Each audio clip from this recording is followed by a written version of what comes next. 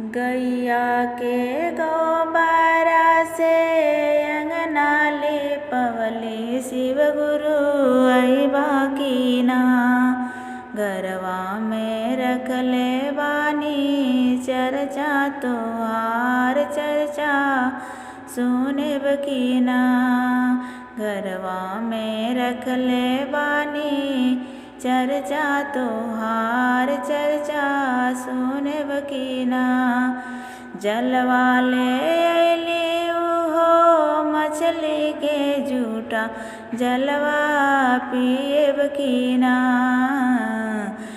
गरवा में रखले बानी चर्चा तोहार चर्चा सुनेब कीना। बन के भिखारी छुअब तोहरे चरनिया शिष्या देवा कीना। घरवा में रखले बानी चर्चा तोहार चर्चा सुनेब कीना। गैया के गोबरा से अंगना लिपवली शिव गुरु अइबा कीना। गजरा ले आइल बानी भवरा के जूठा गजरा पहनबा कीना। गजरा ले आइल बानी भवरा के जूठा गजरा पहनबा कीना। बन के भिखारी छुअब तोहरे चरनिया शिष्या देहम कीना।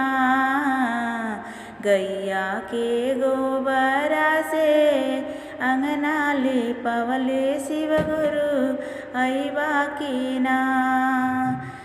गैया के गोबरा से अंगना लिपवली शिव गुरु अइबा कीना। दूधवा ले अइनी उहो बछड़ा के जूठा दूधवा पियबा कीना।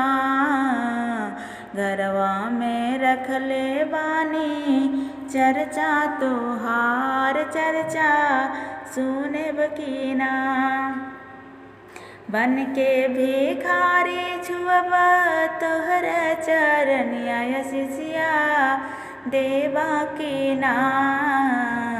घरवा में रखले बानी चर्चा तोहार चर्चा सुनेब कीना। गैया के गोबरा से अंगना लिपवनी शिव गुरु अइबा कीना।